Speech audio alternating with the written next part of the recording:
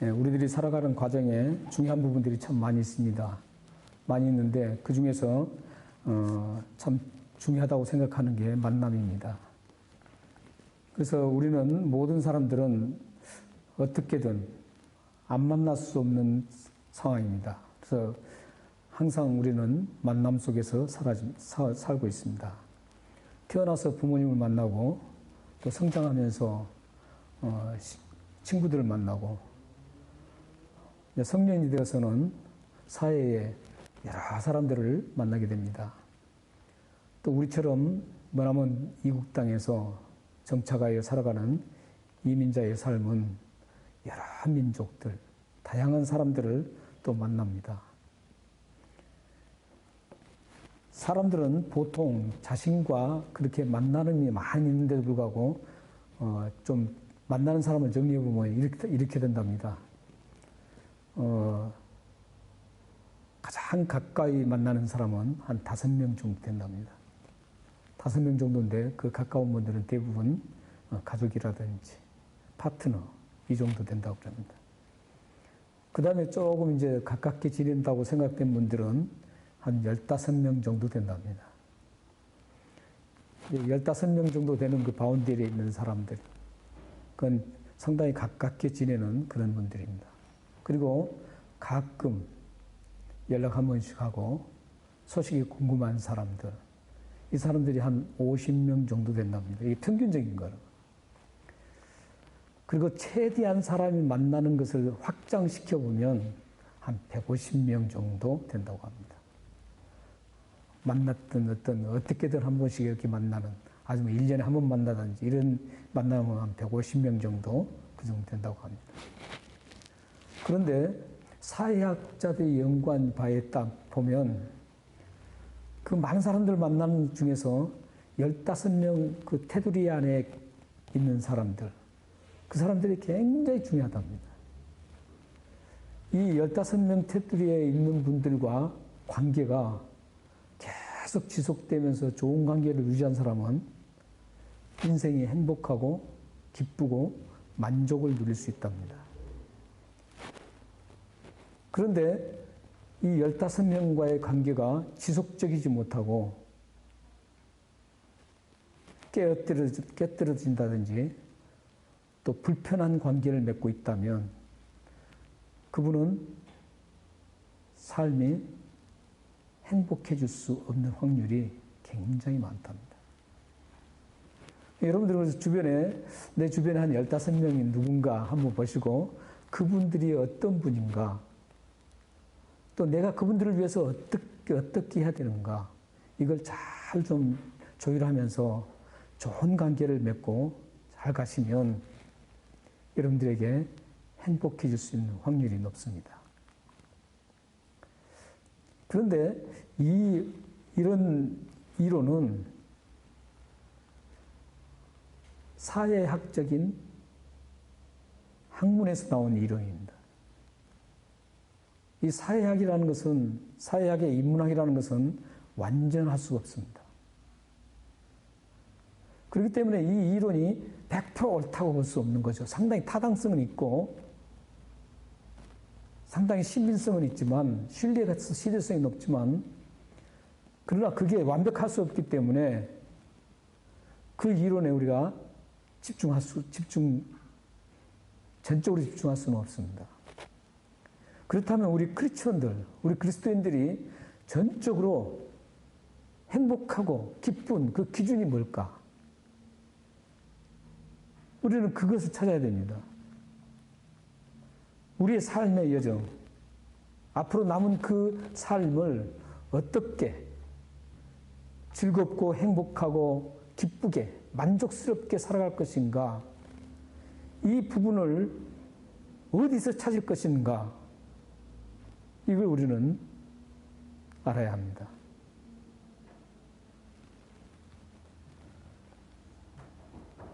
여러분들은 그 해답을 오늘 본문 속에서 찾을 수가 있습니다. 오늘 함께 나누었던 말씀은 하나님으로부터 인정받지 못하는 잘못된 만남을 가진 유다의 네 번째 왕이었던 여호사밧에 대한 스토리가 지금 나오고 있습니다. 여호사밧의 만남은 사회학적 기준으로 보면 전혀 문제가 없습니다. 오늘 본문 속에 나오는 이 여호사밧의 그 만남과 그가 진행하는 그 계획들이 전혀 사회학적으로 볼 때는 문제가 없습니다. 그럼에도 불구하고 하나님의 눈으로, 하나님의 시각으로 바라볼 때는 이게 문제가 있다는 것. 그래서 우리의 만남은 하나님의 시각에서 봐야 된다는 것이죠. 사회학적인 그 기준으로 보는 게 아니라 하나님의 기준으로 우리는 만남을 평가하고 그 만남이 잘된 만남인가, 잘못된 만남인가를 평가해야 합니다. 여호사밧은 35세 때, 약 BC 873년에 왕위에 즉위했습니다. 그러다가 BC 848년에 25년 동안 통치하다가 60세에 이 세상을 떠납니다. 30절과 32절 말씀을 보시면 이 여호사밧이 어떻게 나라를 통치했는지를 잘 압니다. 잘 나옵니다. 여호사밧은 25년 동안 쭉 여기 왕위에 있으면서 하나님을 참 신뢰했던 사람입니다. 그리고 오늘 본 말씀에 보면 정직했다라 그럽니다. 이것은 윤리적인 정직이 아니라 하나님 앞에 정직했다라는 것.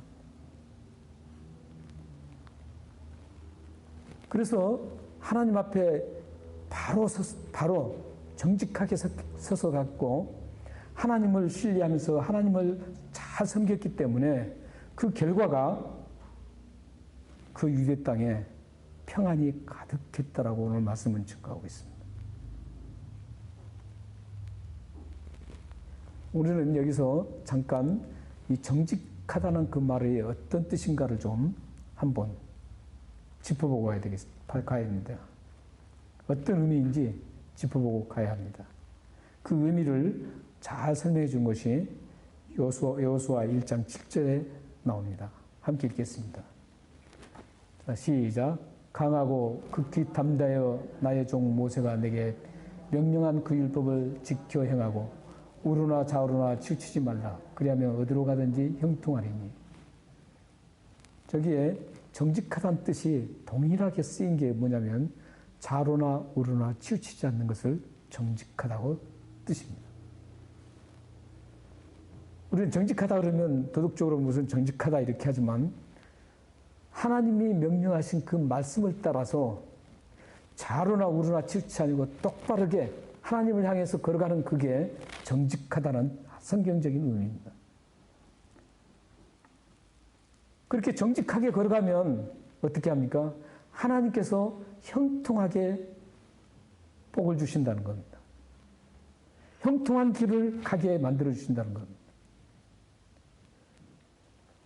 세상의 어떤 그 많은 것들을, 세상의 유혹들, 거기에 의해서 하나님의 말씀과 하나님 말씀은 뒷전으로 두고 세상의 그것으로 좌우로 치우쳐서 우로 치우쳐서 그 가는 그 길은 하나님과 전혀 관계없는 실패의 길로 갈 수밖에 없습니다.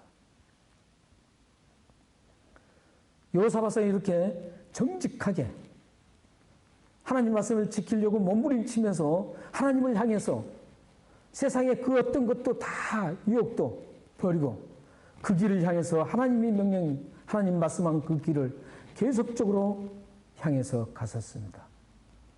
그 결과가 유대 땅에 자신이 왕으로 통치하고 있는 그 유대 땅을 평안 가운데 모든 백성이 행복하게 살 수 있는 그런 틀을 마련했습니다.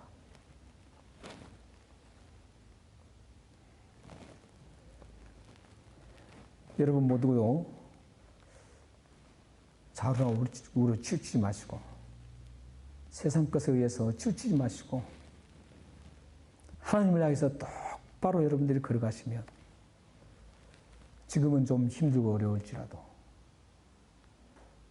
반드시 하나님은 약속으로 형통한 길을 열어주실 것입니다. 여러분 모두가 그렇게 걸어가시기를 소망합니다. 여호사밧은 좌로나 우로나 치우치지 않고 똑바로 잘 가다가 하나님께 인정받지 못하는 그 만남을 가짐으로써 그의 치적에 오점을 남기고 맙니다. 여호사밧의 왕의 만남의 오점이 무엇인지 35절 말씀을 함께 읽겠습니다.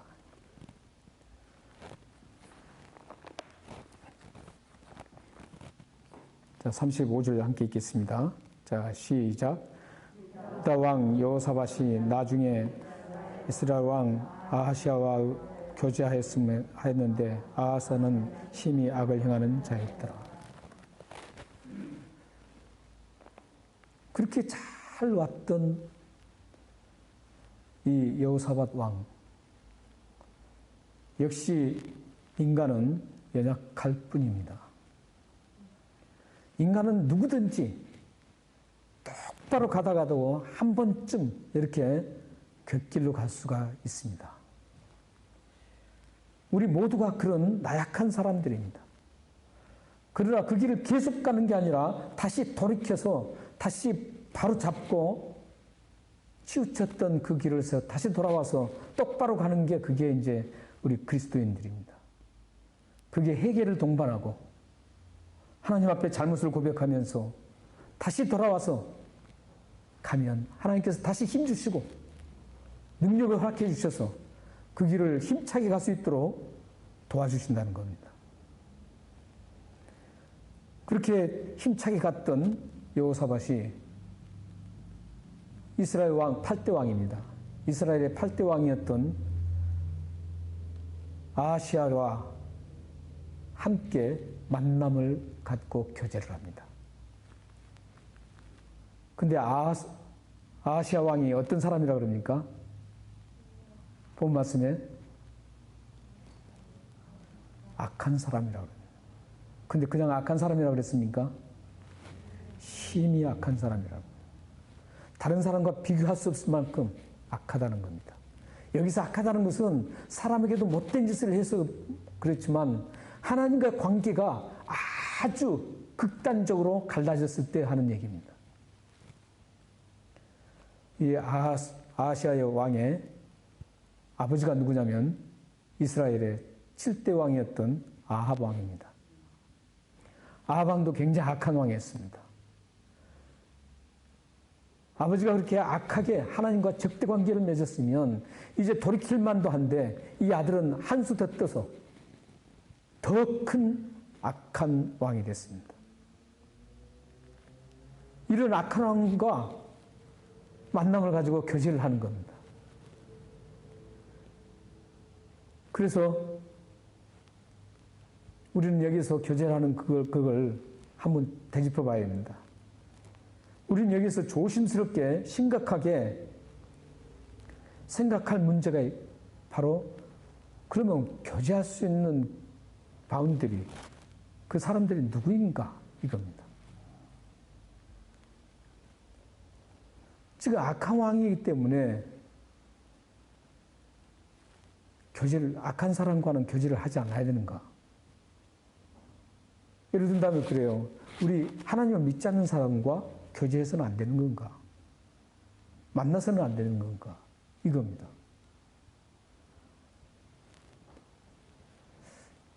여러분들은 어떻게 생각하세요?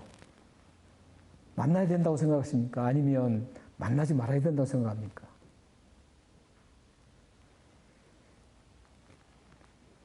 우리는 이 만남과 교제는 문제가 안 됩니다.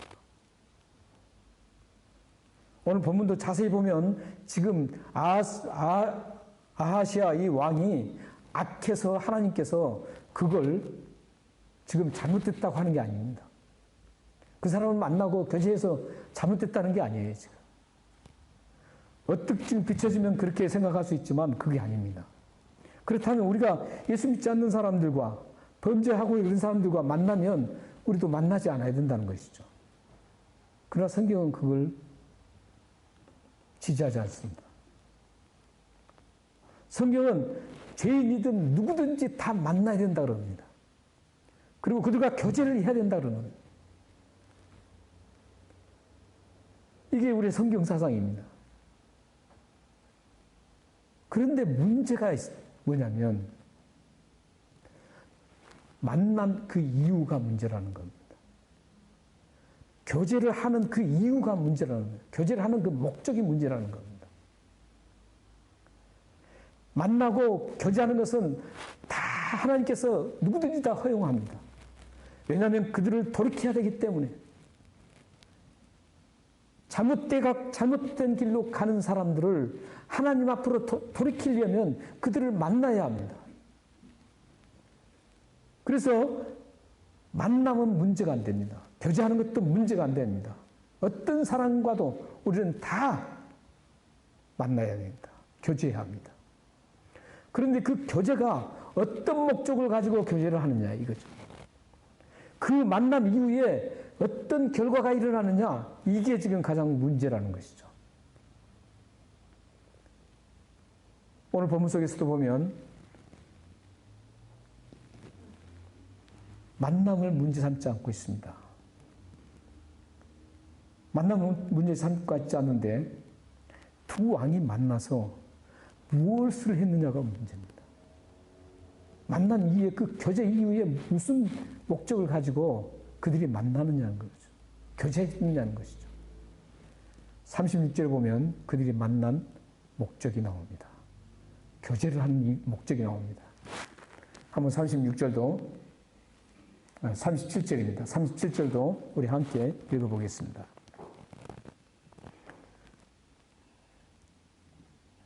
(36절입니다) 제 시작. 두 왕이 서로 연합하고 배를 만들어 다시스로 보내려고 하고요. 에시온 게벨에서 배를 만들었더니 이 배를 만드는 게 문제였습니다. 근데 이 만남이 이 배를 만든다는 게 무슨 문제가 있겠어요? 그러면 이 세상에 우리나라가 지금 이 세계 배를 가장 많이 만드는 나라입니다. 수출을 가장 많이 하는 나라죠. 대우조선 굉장하죠. 거제도에. 배를 가장 많이 만드는 나라 중에 하나가 우리나라인데 그럼 배를 만들면 그건 그러면 잘못된 건가? 오늘 본문에서 배를 만들었다라는 건 왜 배를 만드는 그 목적을 우리가 알기 위해서는 배를 만든 목적이 뭔가를 알면 이해가 될 수 있습니다. 배를 만든 목적이 뭐였습니까? 다시스로 보내기 위해서. 오늘 본문에는 다시스로 보내기 위해서라는 말씀만 나오지만 열왕기상 22장 48절 말씀에 보면 또 한 군데의 목적지가 나옵니다. 이 목적지를 알면 배를 만든 그 이유를 알 수가 있습니다. 열왕기상 22장 48절에는 그 목적지가 한 군데 더 나오는데 오빌이라는 곳입니다. 그러니까 목적지는 지금 두 군데로 되어 있습니다. 이 두 왕이 만나서 배를 만들기로 둘이 합의를 하는데 그 목적지로 보내기 위해서 다시스로 보내고 오빌로 보내기 위해서 이 두 배를 만드는 겁니다. 여기까지도 문제가 안 된 것 같죠? 근데 그 목적지가 어떤 곳인가를 알면 명확하게 이제 하나님이 왜 싫어하는가를 알 수 있습니다.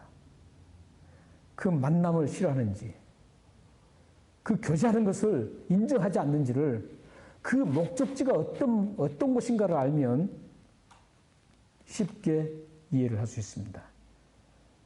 분명히 하나님께서는 이 배 만든 것을 37절 말씀에 보면 하나님께서는 그 선지자를 통해서 이 배 만든 것을 만들지 못하도록 합니다. 그리고 끝내는 그 배를 만듭니다. 근데 이 배가 한 척이 아니었습니다. 오늘 보면 배들입니다. 복수입니다. 근데 히브리 원어에는 10척입니다. 10척. 10개의 배, 10척입니다. 10척의 배를 만들었던 겁니다.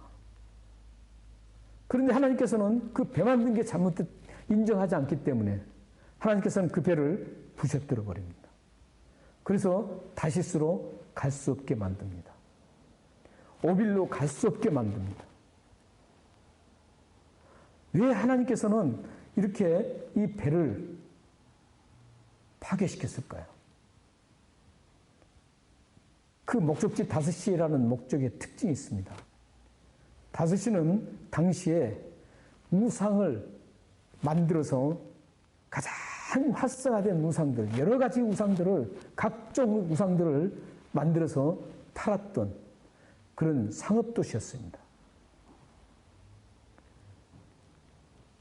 그래서 가장 좋은 질 좋은 우상들을 수입하려면, 살려면 그 다시스로 가는 겁니다.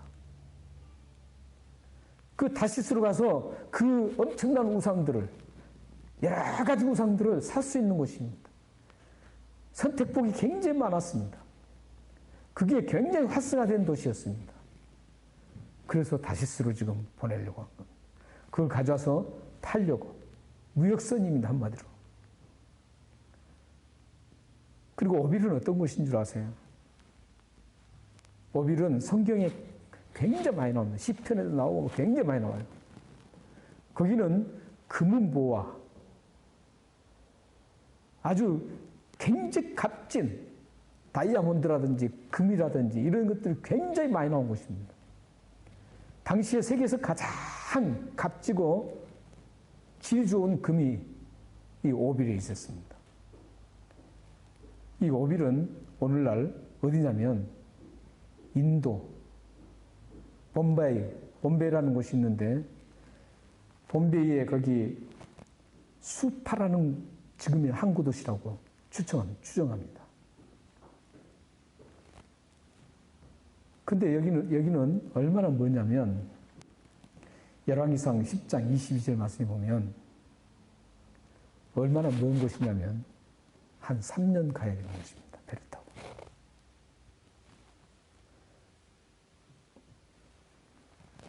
그러니까 지금 배를 만들었던 그 장소에서 거기까지 가려면 한 3년 정도 왕복 걸리는 그런 지점이었습니다. 그러니까 인도가 상당히 멀죠. 옛날에는 그 상전해도 지금처럼 뭐 쾌속종 이런 게 아니기 때문에 그 정도로 머나먼 길을 간 이유가 질 좋은 금, 은, 보화들이 가득하기 때문입니다. 성경에 보면 그 외에도 소중한 물품들이 굉장히 많은 곳이 이 오빌이었습니다. 솔로몬도 자기 신의 그 왕 보좌를 만들 때 금을 어디서 가져왔냐면 오빌에서 가져왔습니다. 그래서 이 오빌이라는 도시는 그래서 어떤 곳이냐면 부를 축적을 쌓을 수 있는 기회의 도시였습니다. 한 군데는 각종 우상들을 구입할 수 있는 곳이고, 한쪽은 이 금을 가져와서 부를 축적할 수 있는 그런 도시였습니다. 이 두 도시의 특징이 바로 그거였습니다. 모든 것을 다 감찰하시고 꿰뚫어 보시는 하나님께서는 단순히 우리가 보면 배를 만든다는 그것만 보면은 도저히 우리는 잘못됐다고 볼 수가 없습니다. 하지만 그들의 의도와 목적이 잘못된 것을 하나님께서는 확연하게 보시고 인정하지 않습니다. 그리고 그것을 파괴시킵니다. 결국은 여호사밧이 그렇게 신실했던 여호사밧이 그렇게 잘못된 오점을 남기게 된 이유는 이 악한 하나님과 멀어졌던 오직 우상을 섬기고 자신의 경제적인 부만 챙기려고 했던 아시아 이 왕을 만난 그 이유가 이 여호사밧을 타락의 길로 가게 만든 겁니다.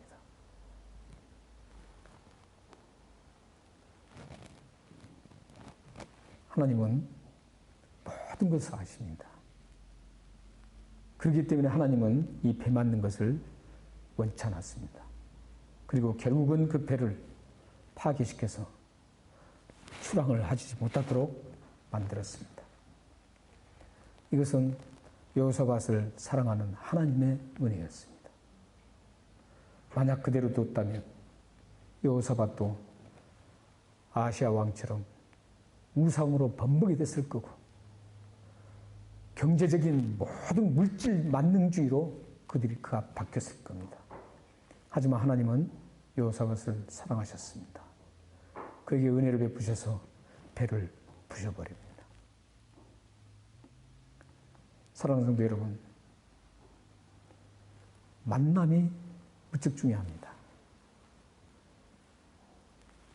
어떤 사람을 만나든지 그 만남은 참 중요합니다.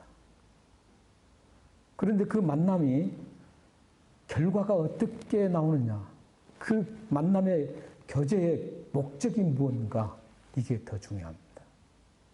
하나님은 그곳에 지금 시선을 두고 계십니다. 우리의 만남은 모두가 다 축복된 만남일 수 있습니다. 나를 힘들게 해도 그 만남은 축복이 될 수 있습니다.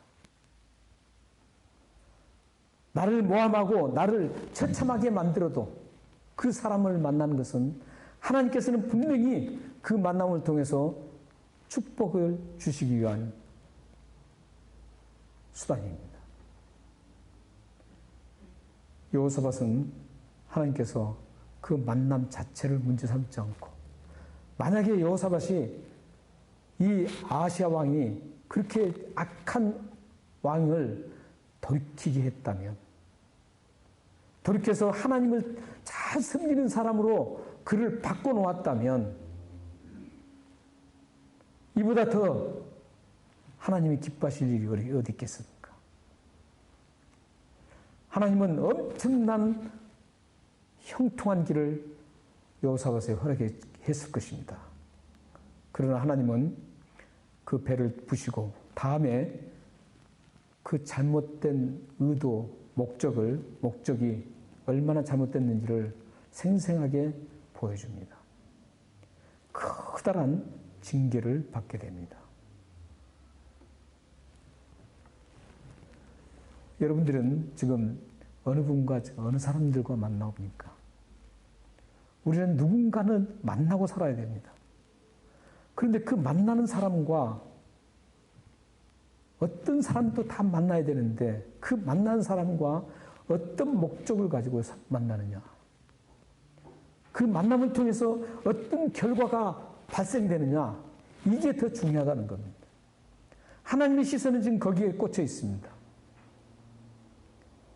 만나서 남이나 흉을 보고 하나님과 멀어져 가는 그 길을 계속 그 만남을 통해서 이루어진다면, 그 만남을 통해서 어떤 물질 만능주의로 바꿔준다면 그 만남은 하나님이 원치 않는 만남입니다. 하나님의 만남은 아주 못된 사람도 내가 그와 함께 만남으로 인해서 그가 좋은 사람으로 바꿔지기를 원합니다. 그 사명을 저희들에게 주신 겁니다. 그리스도인들이라고 예수를 믿게 하신 이유, 하나님이 우리에게 은혜 주신 이유는 바로 여기에 있습니다. 내가 잘못된 사람에게 동화되는 것이 아니라, 침몰되는 것이 아니라, 잘못된 사람을 옳은 길로 인도하는 그런 역할을 하는 그 일을 위해서 우리를 구원으로 인도하셨고 하나님께서 은혜를 주셨고 예수 그리스도를 십자가에 죽기까지 우리에게 은혜를 베풀어 주셨던 겁니다. 앞으로 사랑하는 여러분들이 어떤 사람을 만나더라도 이 기준을 정확하게 잡고 하나님이 기뻐하신 일을 계속해서 발생시켜 나가는 만남인가? 계속해서 이 일을 통해서 만남을 통해서 하나님을 향해서 나가는 그런 만남을 이루시기를 주님의 이름으로 축원합니다. 마지막으로 다니엘서 12장 3절을 읽겠습니다.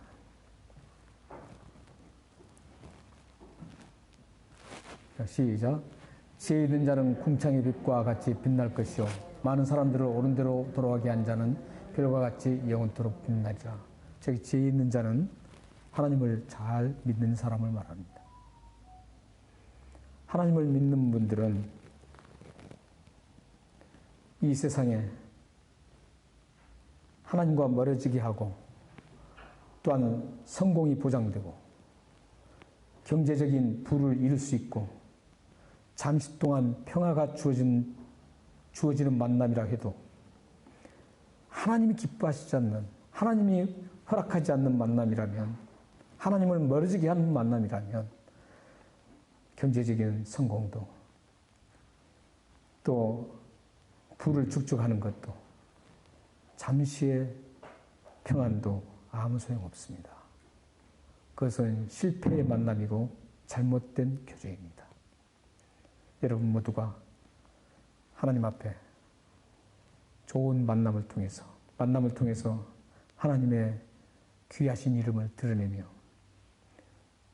그를 옳은 길로 인도하는 별과 같이 빛나는 여러분의 생애가 되기를 주님의 이름으로 축원합니다. 기도하겠습니다.